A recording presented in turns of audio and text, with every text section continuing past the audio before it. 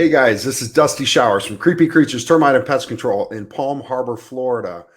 And I want to talk to you today about a dirty little secret. And most people in my business don't like to talk about this, but I believe that we owe you the truth as far as how our business actually operates. So there's a lot of little things that I can get stuck on, and we can go real deep into some things. But I'm going to try to go through this. It's really the basics, but let's shoot through this. And if you've ever wondered what it's like to be a humane nuisance wildlife trapper or urban nuisance wildlife trapper, generally just a nuisance wildlife trapper, when you get a problem with an animal in your attic or something tearing up your yard, and you call a trapper to come out and take care of that animal, what's really going on?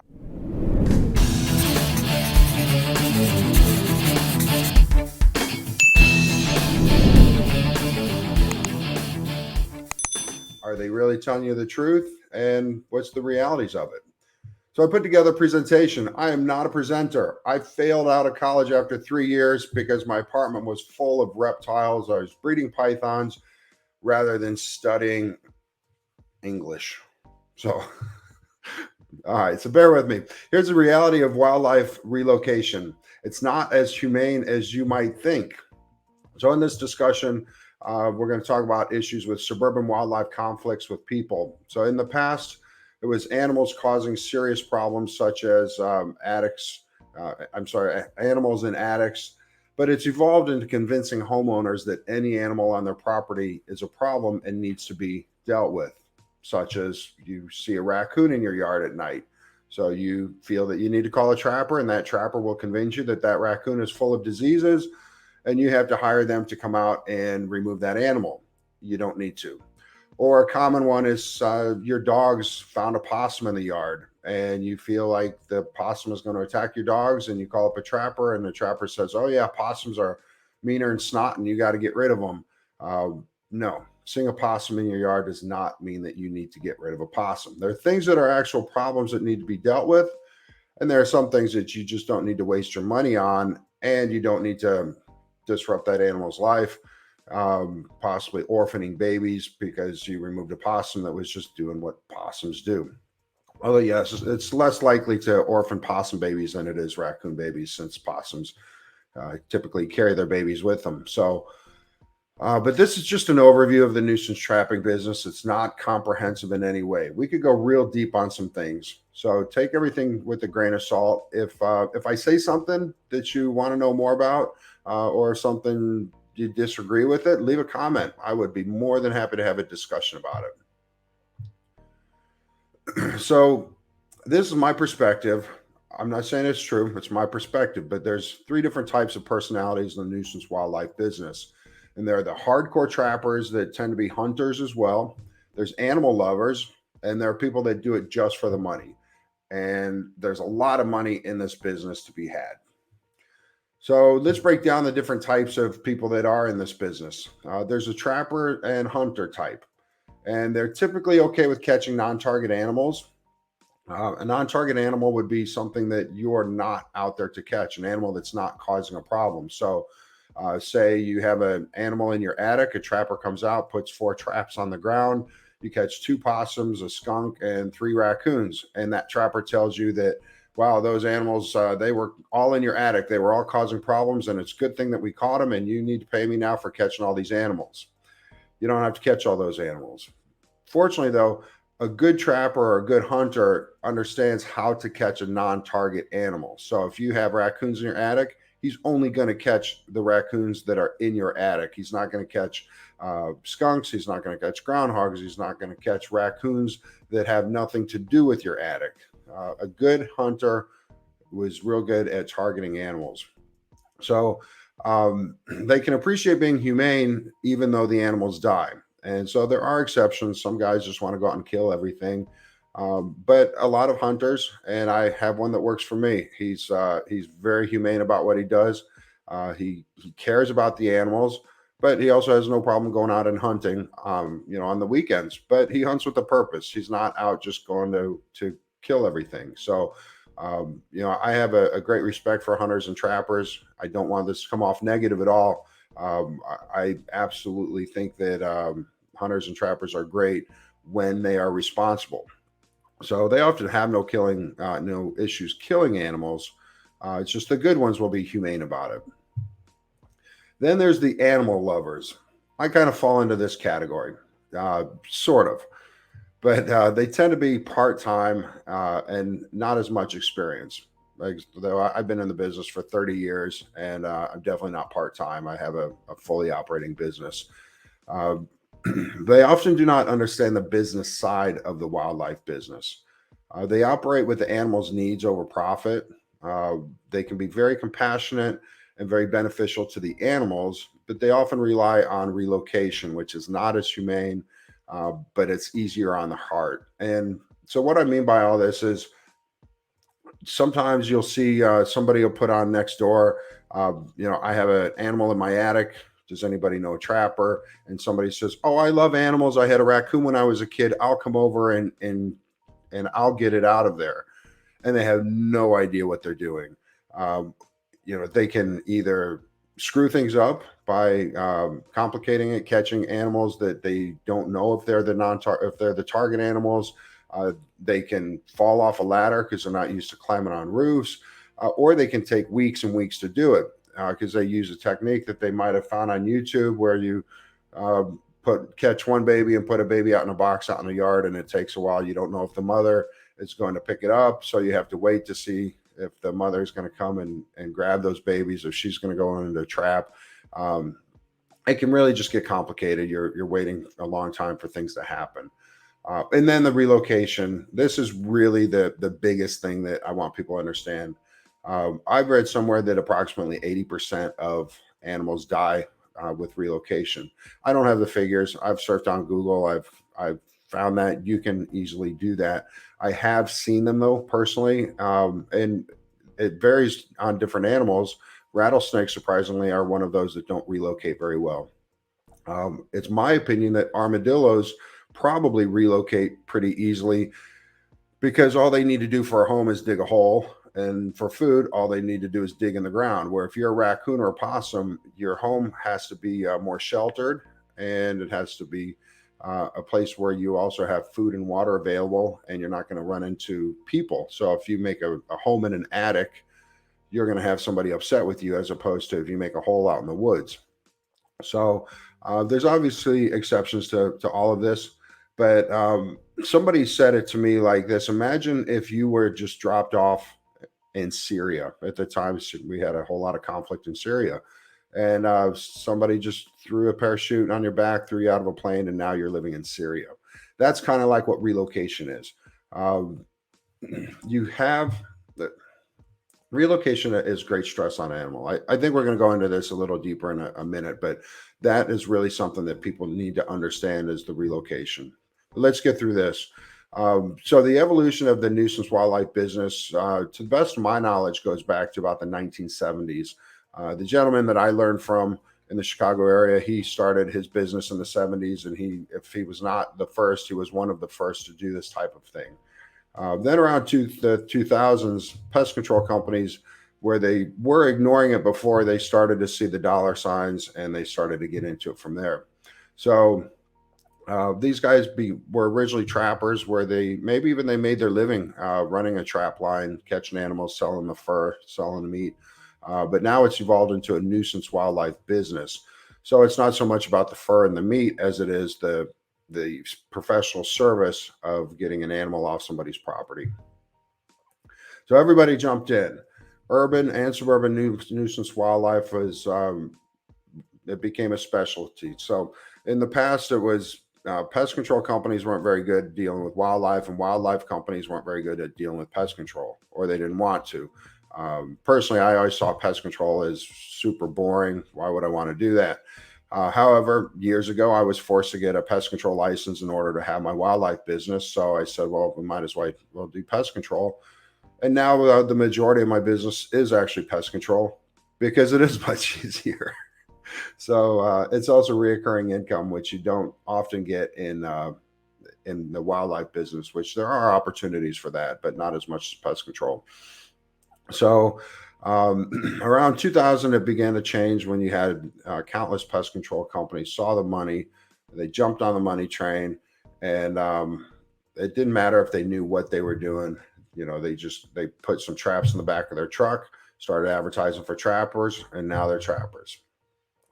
The big thing, and luckily this has been cleaned up a lot, but the big thing that really got people into the business was attic restoration. And this was, you get an animal in your attic.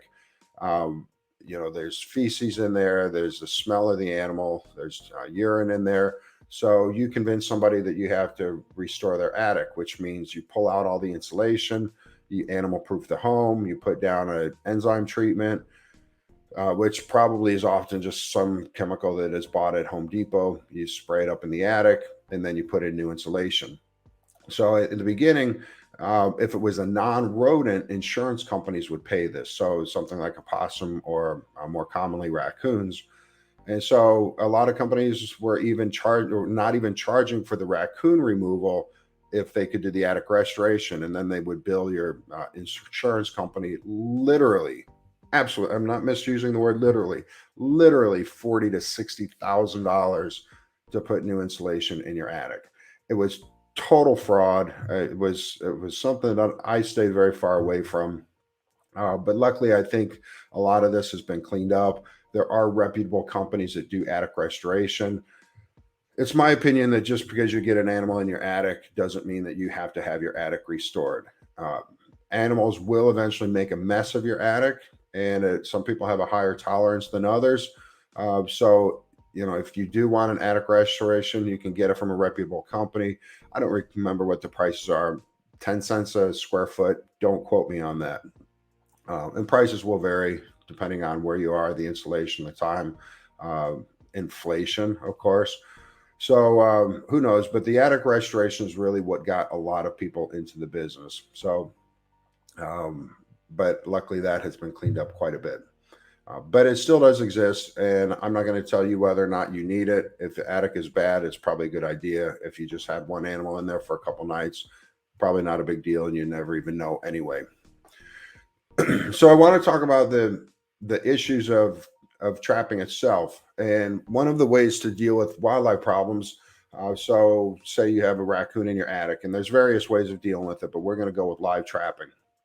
So, one of the downsides of putting live traps out is those traps need to be checked every day. You can't let an animal sit in a trap for more than 24 hours.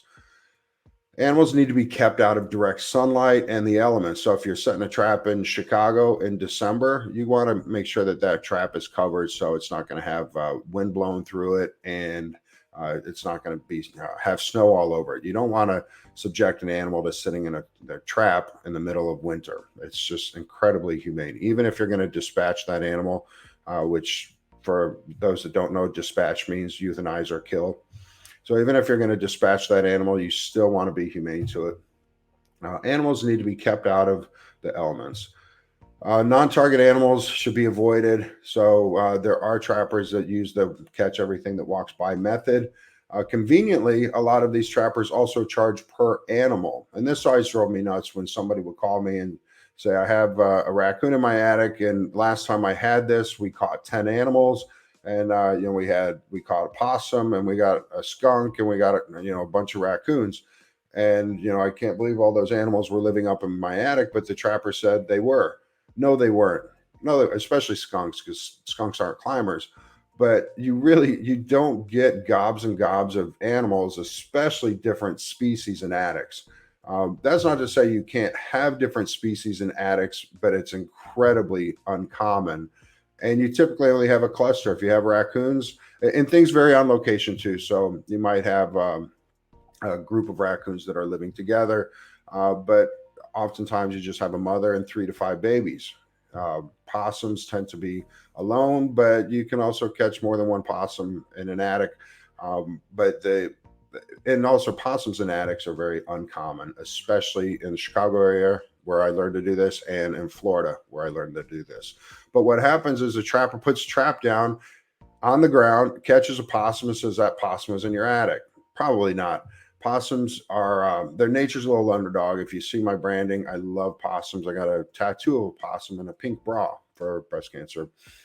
But possums get blamed for everything, and they're rarely at fault for it. They get beat up. They don't live much longer than a year in the wild.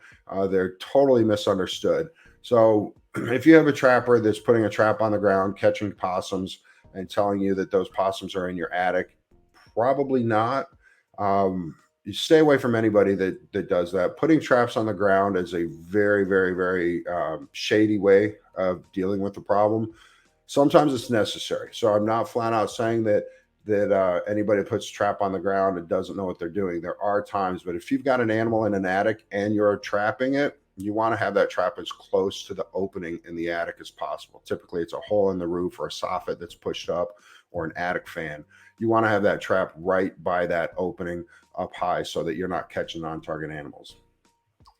So, and even when traps are being placed up on the roof, you want to make sure that they're covered, shaded, especially here in Florida. The roofs get so hot.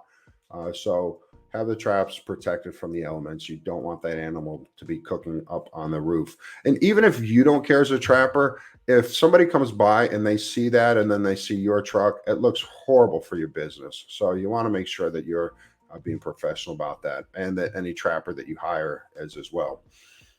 One of the ways to avoid catching non-target animals, and I stress non-target animals because those are animals that you don't need to catch, and that goes to the humane part of this business shouldn't be about just going out and catching every animal that we can, cleaning out neighborhoods and then charging people for it. Because what happens is, if you have 10 raccoons in your neighborhood and I come out and I catch 10 raccoons, 10 more raccoons are just going to fill in. As long as you have the resources there to support 10 raccoons, you're going to have about 10 raccoons. If one dies and you got 9 raccoons, you're eventually going to get 10 raccoons. So cleaning out a whole neighborhood isn't going to work. So if you think you're that guy that's going to get rid of all the raccoons and possums in your neighborhood, it's not going to work. Don't do it. Don't be that guy. And if your trapper is trying to be that guy, fire that trapper. It's insane. So marking holes is it tells you, it's basically an indicator of if there's any animal activity. And a simple way to tell would be, if you have a hole in your roof from a raccoon, you can put some plastic, like take a garbage bag. It can be anything. Take a garbage bag, stuff it in that hole. I learned how to do it where we take visqueen or plastic and we fold the corners or the edges and we staple it so it's nice and flush. If you come back the next day or 2 or 3 days later and that's been disturbed, then you know that there's still animal activity. If you go 3 to 5 days and that has not been disturbed, then you know that all the animals are gone and it's safe to seal up the opening. The last thing you want to do is seal up an opening before all the animals are out. And this is one of the insane phone calls that we get is people say, I heard a noise in my attic last night, so I went up and I sealed up the opening this morning.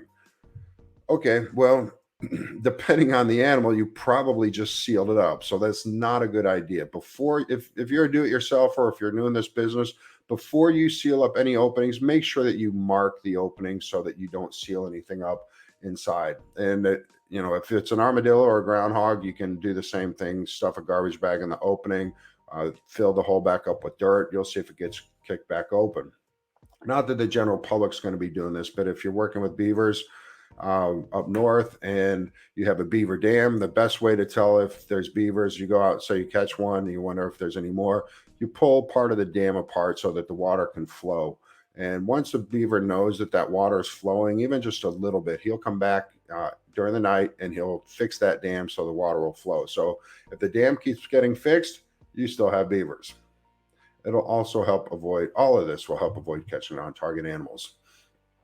So you should also know what you're catching. This is especially true for raccoons, but care needs to be taken when identifying mothers, and the ramifications if babies are orphaned are serious. So an experienced trapper knows to see if an animal's been nursing. You can also see this in squirrels, and squirrels can be very difficult to find the baby. So you catch a mother squirrel, it can be tough to find the baby. So, but oftentimes, if those babies don't are not found, they rarely cause a problem as far as smelling or anything like that. But for humane reasons, they should try to be located, and I also have ways to work with that I'll talk about in a second.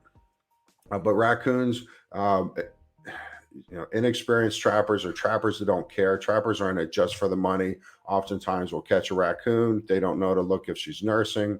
And even if she is, they don't want to put the effort to find baby raccoons, because finding baby raccoons in an attic can be some crazy work. I've gotten myself into some, and I don't deal with this anymore. I just choose to. Well, I have Joe that does it. So, but we don't take a lot of raccoon work anymore now that we're in pest control, and it's easier. But I can't tell you how many attics I've been in. You're crawling on your belly, getting into tight places, trying to reach into soffits, opening up soffits, cutting holes in walls, trying to find the babies.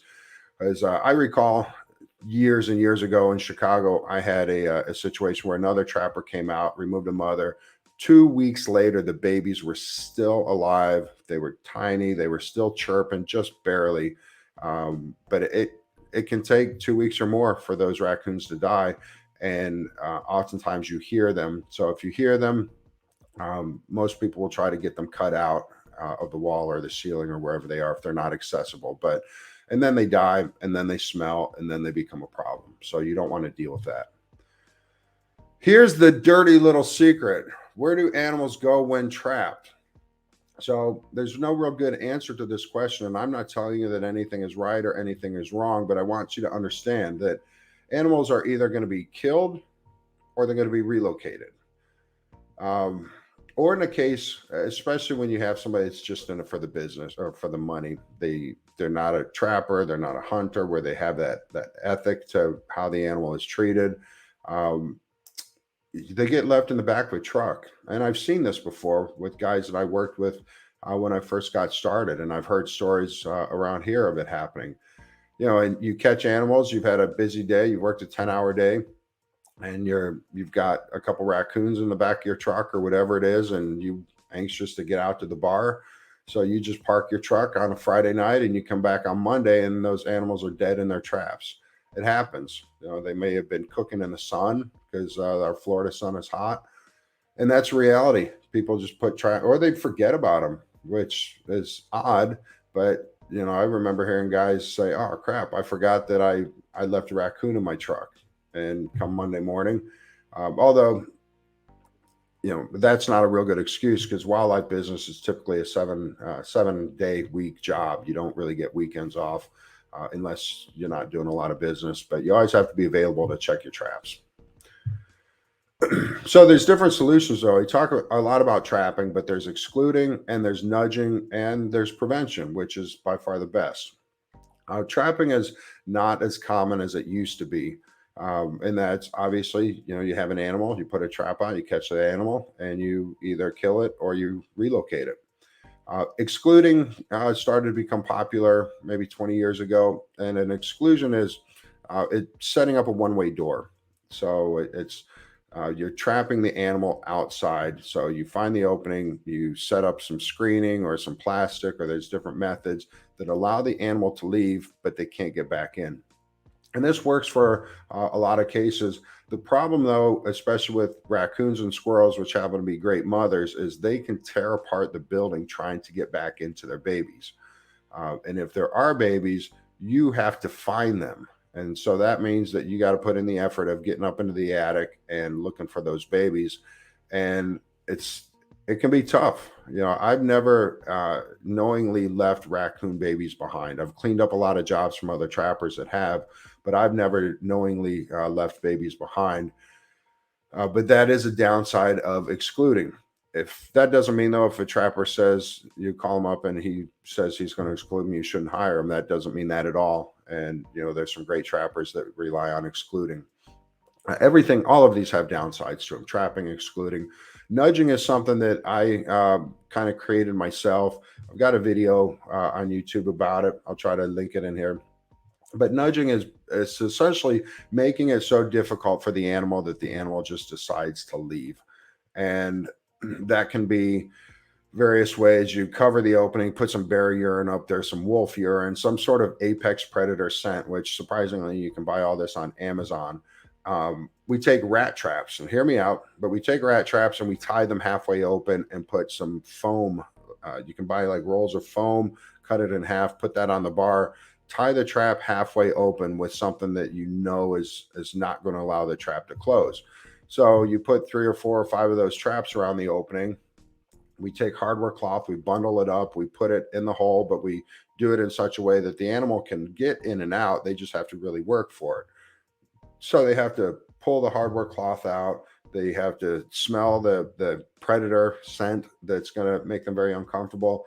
And they've got rat traps that are going off, not hurting them, but just bumping them enough to know that there's something going on there that they're not comfortable with.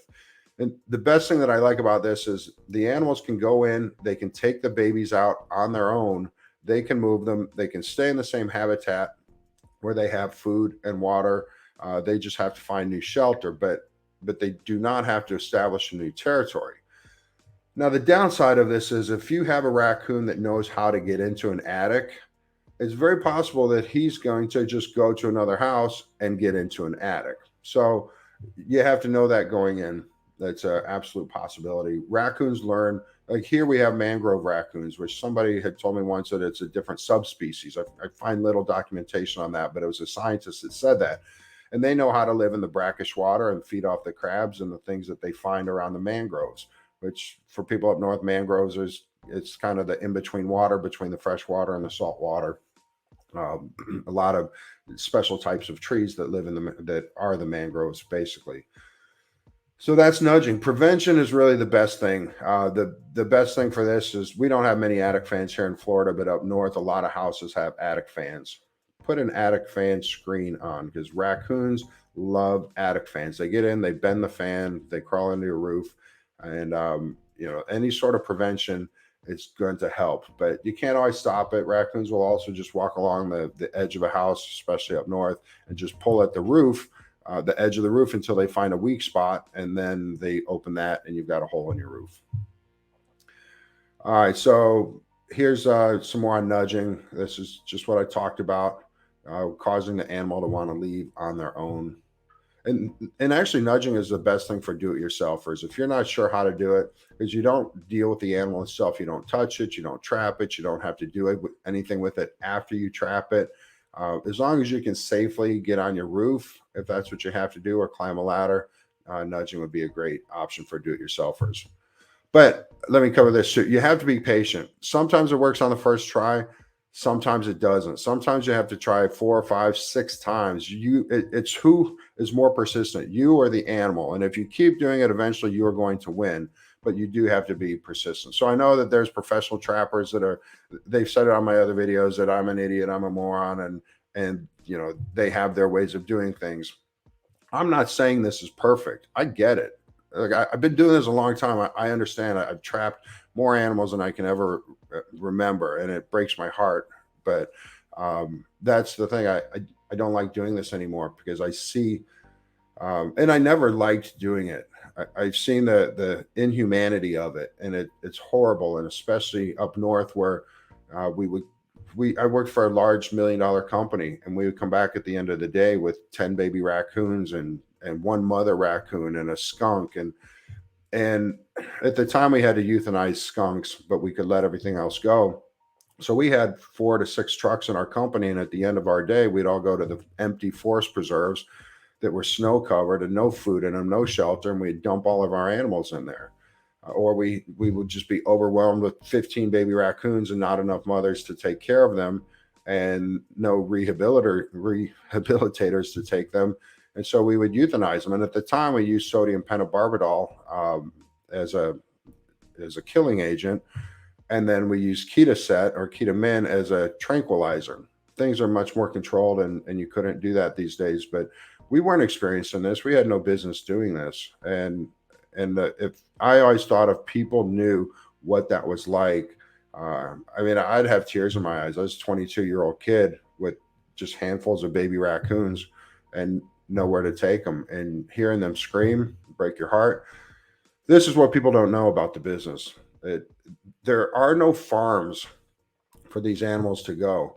If people are telling you, if you call a trapper and he says, "Oh, I catch your animal and I bring it to a farm 20 miles away, so it'll never come back and it'll be happy." No, that's not true. There's no farms out there. There's no places where you can take animals where there's room for animals to thrive. Um, habitats fill up. Like I said before, if you have enough resources for 10 raccoons, you're going to have 10 raccoons. If you remove five of those, they're either going to move in from other overcrowded places, or what animals do, and I think I talk about this in the slide, is they have higher litters. So where they might normally have 3 to 5 babies, they might have 4 to 6 babies or 4 to 7 babies, or they have litters more often. So where they might have one litter in the summer, now maybe they have one litter in the spring and one litter in the fall. There is documentation on this, especially for deer.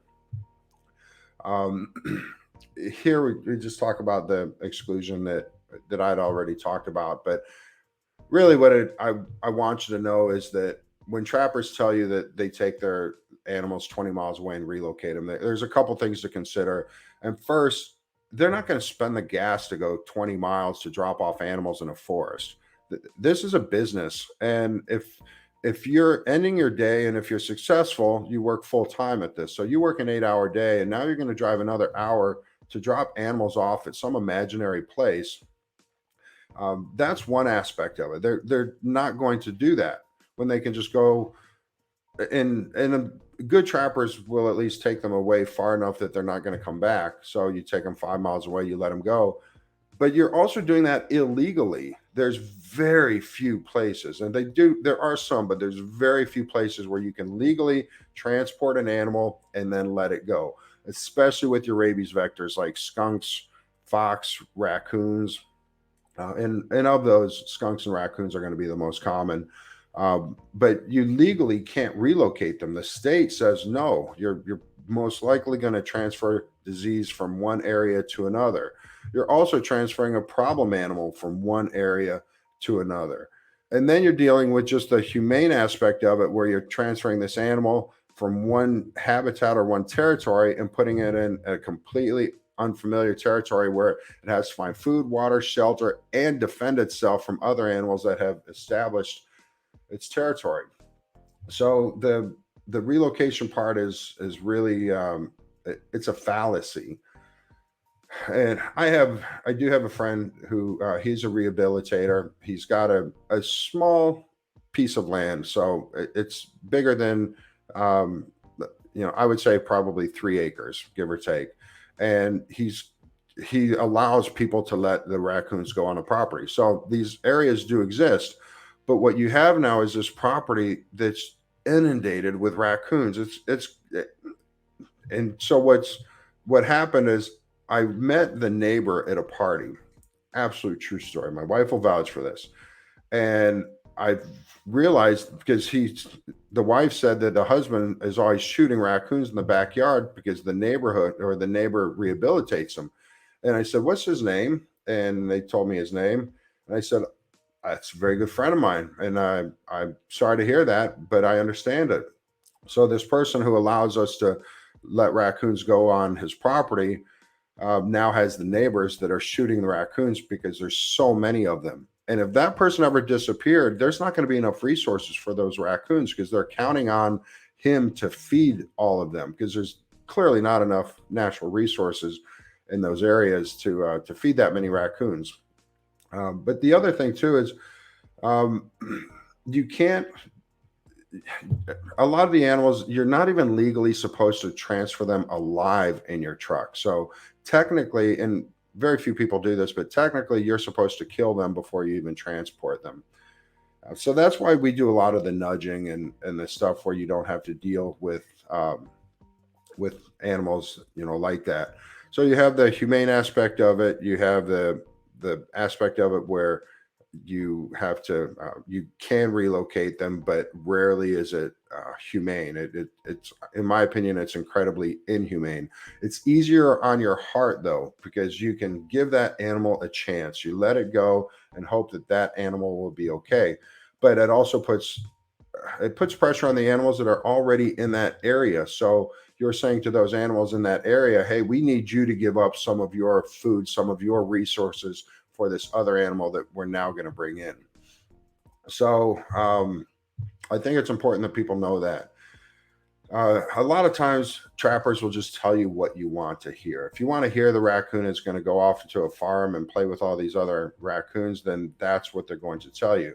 I heard a story of a guy that tells his customers that he takes his raccoons to the farm, and then he also has this barrel that he fills with water, and written on that is called the farm. So at the end of the day, he just takes his raccoons and sticks them in the water, and that's how he deals with them. So um, I think you could probably tell I lean strongly towards being an animal lover with the understanding of the reality of this. There's no good answers. But because of this, I've struggled for years, and how I can do things better in a truly humane way. And there's no easy answers. Prevention is best, but it's not always possible. My hope is that people will learn the truth, and it will reduce unnecessary removal of animals and the things that we can live with. And trappers need to not scare people into having every animal in their path being caught. So I know that some of my trapper friends won't be happy that I'm sharing this, but I think that if we can't talk about it openly, then we're doing something wrong. And I believe that people need to understand this. And there are different ways of dealing with, humane ways of euthanizing or killing the animals. Um, there, there's of course there's drugs that you can use if you have access to that. Most people don't. Most veterinarians aren't going to give you controlled substances. But there's drowning, there's carbon dioxide, there's carbon monoxide, and there's shooting, there's captive bolt, which is basically kind of like shooting, except it never leaves the gun; it just hits them on the head. But some other things I just want to make sure that I covered. I want to wrap this up. I know it's been a long video, but in Illinois, we had 13 raccoons. All right, so these are old stories that I'd covered about how we move them.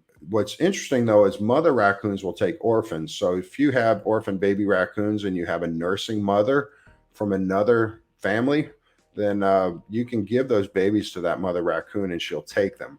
The key though is if you're letting these raccoons go, you have to contain the mother to an extent that she can't run away. So you put it in a hollow tree, you let the raccoon go in a hollow tree, you put the babies in there, and then you cover the trap, and then you come back after, I don't know, an hour, remove that trap, and that mother will take those babies and move them somewhere else, and she'll take the orphans with her.